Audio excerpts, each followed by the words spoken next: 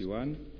Je vous prie de bien vouloir suivre à présent le discours de clôture de Monsieur le Président de la République du Cameroun, chef de l'État. Je vous remercie.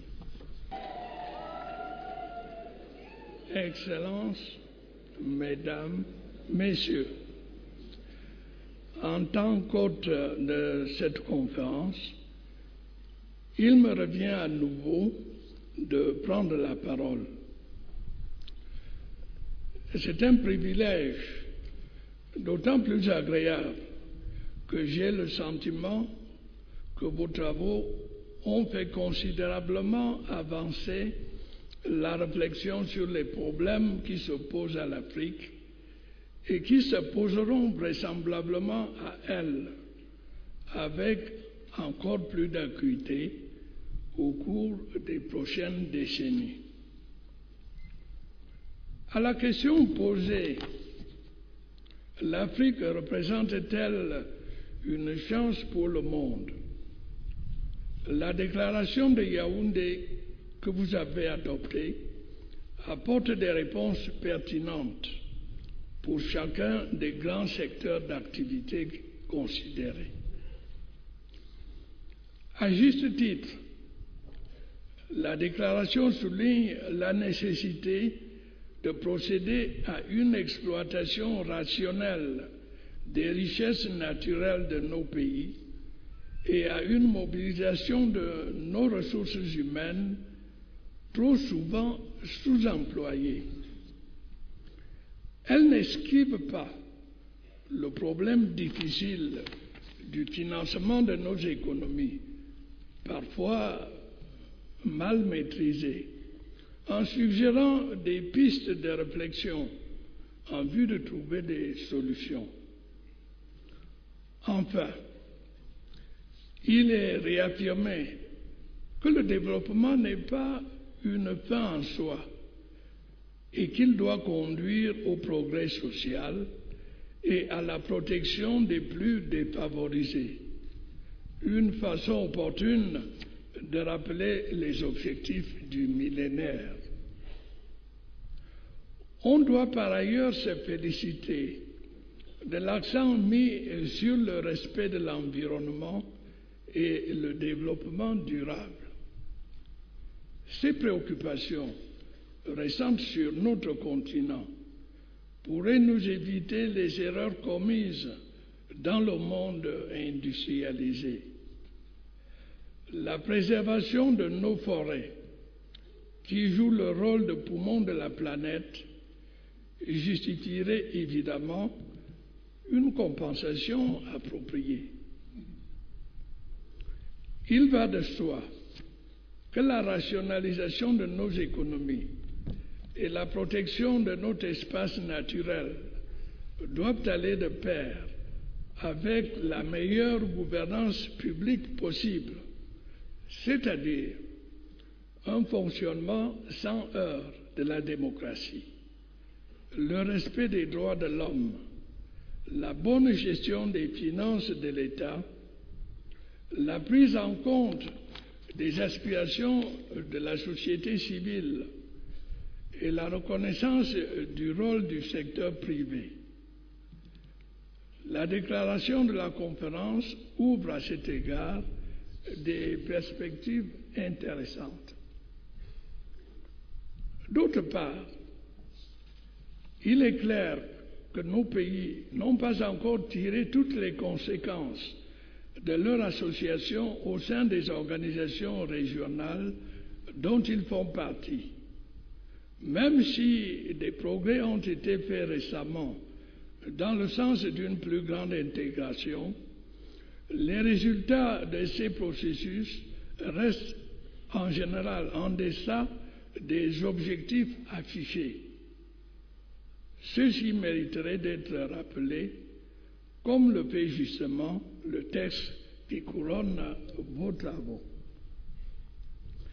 Le maintien de la paix et de la sécurité n'est pas le moindre des problèmes auxquels l'Afrique est confrontée.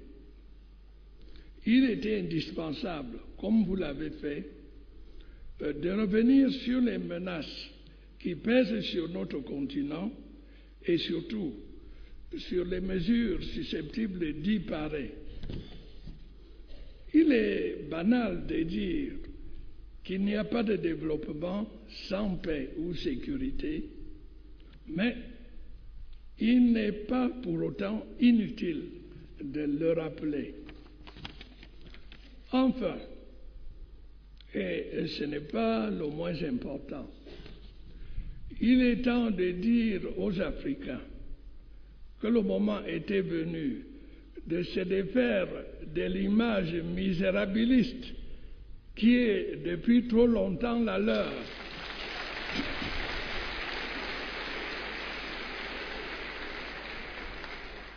Qu'ils ont les moyens d'une véritable renaissance et qu'ils sont dignes de rejoindre le reste du monde sur un pied d'égalité.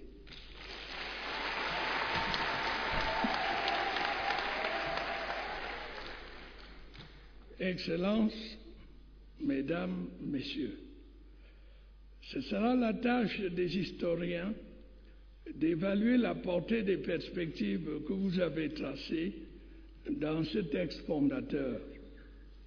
Mais ce sera celle des politiques de mettre en œuvre les orientations et les recommandations qui en découlent. C'est pourquoi je me réjouis que vous ayez décidé de former un comité international chargé de coordonner et d'évaluer les initiatives qui seront prises pour assurer le suivi de la conférence. Sans attendre, le Cameroun diffusera le texte de la déclaration auprès des organisations internationales, au premier rang desquelles l'Organisation des Nations Unies et l'Union africaine, mais aussi auprès des différents forums où sont débattus les problèmes de l'Afrique. Pour ma part, j'ai la conviction que vos propositions ouvrent la voie à une véritable réhabilitation de l'Afrique et à son intégration dans les affaires du monde. En tout état de cause, je crois pouvoir dire que la qualité de vos travaux et l'harmonie qui a régné tout au long de la conférence ont fait de celle-ci un succès.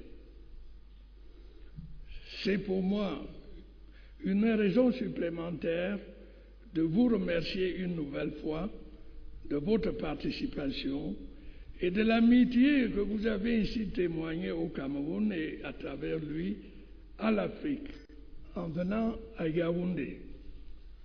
Je déclare donc clos les travaux de la conférence internationale de Yaoundé et permettez-moi de vous remercier de votre aimable attention.